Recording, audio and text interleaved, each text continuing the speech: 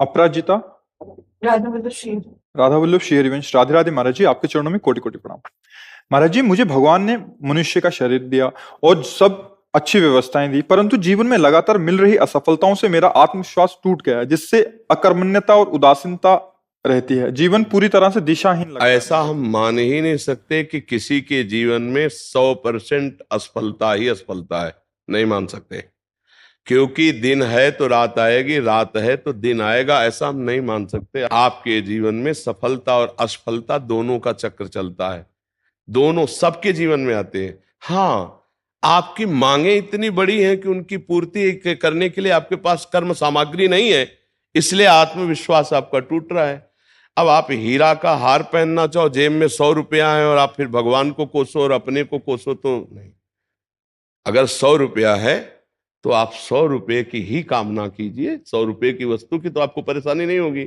ऐसे ही आपका प्रारब्ध कर्म आया है, अब आप उसके अनुसार चलेंगे तो ठीक है, और उससे ज्यादा मांग करेंगे तो उसकी पूर्ति होगी नहीं। तो आप चाहे भगवान को कोसो चाहे अपने को कोसो, उससे कोई लाभ होने वाला है नहीं। इसीलिए विवेक की जरूरत है, ज्ञान की जरूरत है। क्या आप असफलता समझते हैं? आपको बोलना सिखाया, आपके कान हैं, कितनी सामग्री आपको भगवान ने दी, सफलता ही सफलता है। और आप हमको कोई ऐसे तो दिखाई नहीं दे रहे कि आप फटे पुराने कपड़े पहनो, किसका प्रश्न है? हाँ, तो आप भगवान को या अपने को क्यों निराश शब्दों में ला रहे हैं? आप आगे से आगे कामनाएं, आवश्यकताएं सबकी भगवान पूर्ण कर रहे हैं कर्म के अनुसार। आपको जो अत्यंत आवश्यक है वो भगवान पूर्ण कर रहे हैं। वायु फ्री, अभी बीमार हो जाओ, ऑक्सीजन लगवा, पैसा लगेगा, फ्री ऑक्सीजन भगवान दे रहे हैं।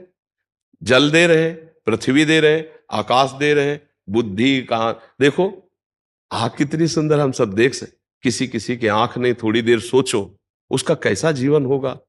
कोई बोल नहीं पा रहा, कोई सुन नहीं पा रहा, कोई तीनों से रहित है, न बोल पा रहा न सुन पा रहा, अब उसका जीवन कैसा है? आप कभी भगवान को धन्यवाद दीजिए कि आपको कितना सुंदर जीवन दिया है और आप खा पी रहे हैं। आपने कभी वो गरीबी देखी है जिसके लिए आप कोसने के शब्द में बोले? वो गरीबी देखी है? आप तो बहुत ऐसा लग रहे हैं कि अच्छे घर से हैं, तो आप ऐसा क्यों बोले? नहीं, आप ऐसा बोले क्यों? आपने अपनी वासना को इतना क्यों बढ़ा दिया? आप ऐसी इच्छाएं क्यों कर रहे हैं कि जो आपके पास पावर नहीं उससे ज्यादा आप कर रहे हैं? आप नाम जप कीजिए, आप तपस्या बढ़ाइए, आप सत्कर्म बढ़ाइए, उसके अनुसार आपको लाभ मिलेगा। यहां संसार में कुछ फ्री नहीं है। अगर कोई राष्ट्रपति बनी बैठी तो तपस्या की है, कोई यहां फ्री नहीं है। अगर कोई अरबों रुपया में खेल रहा है तो उसने दान किया है, पुण्य किया है, तपस्या की तो है। अब पाप कर रहा है तो उसका परिणाम आएगा, सब नष्ट होगा। लेकिन पूर्व में उसने किया है, उसका फल उसको मिल रहा है। यहां एक पैसा भी फ्री नहीं है, हमारे कर्म के अनुसार ही हमें मिलता है, हमारे कर्म के अनुसार ही जाता है। अब वर्तमान में तुम्हारी खेती क्या है? ये तो तुम्हारी पूर्व की खेती है, अब वर्तमान में आप क्या कर रहे हैं? महाराज जी, वर्तमान में खेती सब चीजों की वजह से मतलब कोई भी काम शुरू करो उसमें मुझे उत्सुकता नहीं है। नहीं नहीं, यही गलती कर रहे हो। पूर्व की खेती तो बिगड़ी हुई थी हमारी, अब पूर्व को लेकर वर्तमान की बिगाड़ दे तो मूर्खता ही है ना। वर्तमान की खेती चकाचक करो, उत्साह संपन्न, मदीर्घ सूत्रम क्रिया विधिज्ञम व्यसने सुशक्तम सूरम कृतज्ञम दृढ़ सौहृदं च लक्ष्मी स्वयं याति निवास है। तो ऐसे थोड़ी है।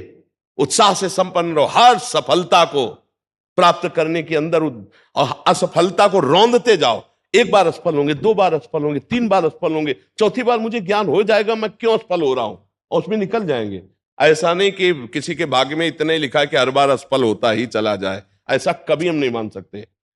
हमारा मनुष्य जीवन कोई पशु जीवन नहीं है कि हम केवल प्रारब्ध के अधीन है। हम नवीन कर्म करके नवीन प्रारब्ध की रचना करने आए हैं। हमें निराश नहीं होना, हमें नाम जप करना है, पवित्र चरित्र रखना है, दूसरों के अधिकार की रक्षा करनी है। क्योंकि आप किसी एक परिवार में होंगे, आपका कोई परिवार के सदस्य जन होंगे, उनके भावों की रक्षा करनी, उनकी सेवा करनी है, और सांसारिक उन्नति के लिए हमें प्रयासरत रहना है। अगर हम असफल हो जाते हैं व्यापार में, नौकरी में, प्रयास में, तो हमें निराश होकर नहीं बैठना, हमें फिर और उपाय करने हैं। किसी न किसी दिन सफलता हाथ लगी जाएगी। ऐसा नहीं है कि हम असफल होते ही चले जाएं। हम आपको एक शास्त्रीय दृष्टांत देते हैं। विद्यारण्य नाम के एक बहुत बड़े सन्यासी हुए हैं।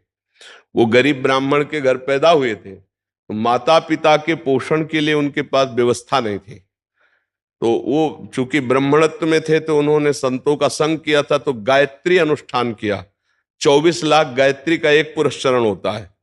उन्होंने एक पुरस्चरण का अनुष्ठान पवित्रता से, गायत्री अनुष्ठान माता गायत्री का, कुछ नहीं मिला।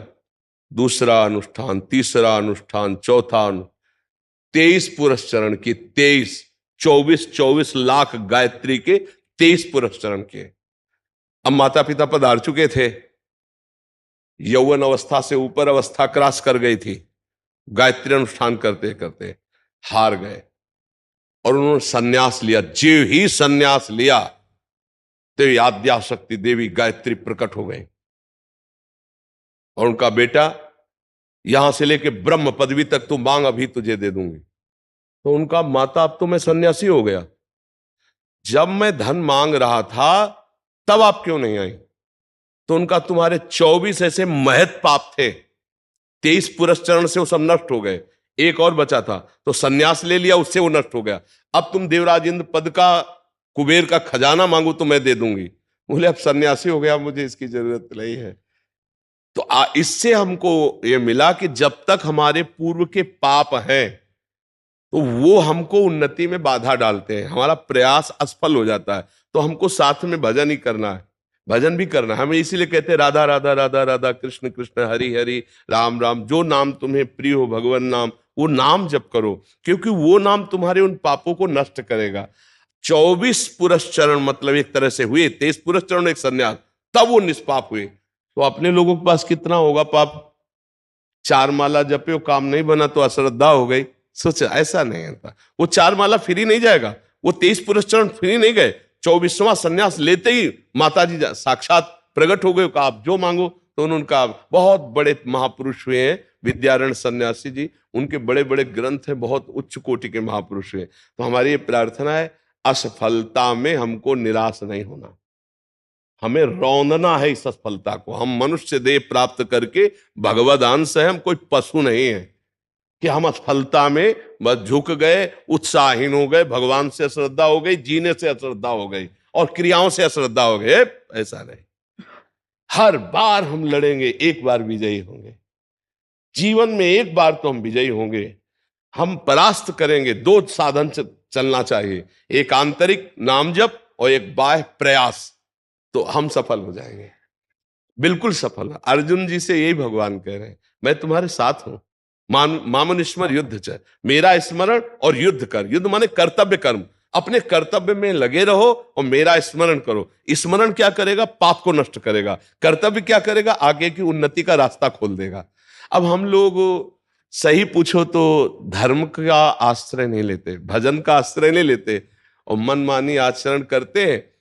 कोई बिरला ऐसा होगा जो अपने जीवन के चरित्र को पावन करके धर्मयुक्त चल करके ऊंचाई पर चढ़ना चाहे। नहीं तो ऊंचाई पे चढ़ना चाहता है, लेकिन जहां से ऊंचाई बनती है उसे खो देता है, तो वो ऊंचाई कुछ दिन के बाद उसकी मिट्टी पलित हो जाती है। ये हमारी बात ध्यान रखना। धर्म के बिना आज तक कोई ऊंचाई पर नहीं चढ़ पाया है। ऊंचाई पर चढ़ने के लिए चरित्र पावन और आपका विचार और उत्साह पावन। अगर चरित्रहीन जीवन रहा तो कुछ भी रुपया इकट्ठा कर लो, तुम्हें शांति नहीं मिलेगी। कुछ भी कर लो, शांति नहीं मिलने वाली। ये हमारा धर्म प्रधान देश है, ऐसा नहीं रहा है। और अब जो है ये नवीन पीढ़ी, इस बात, धर्म क्या है किस, इससे कोई मतलब नहीं रह गया।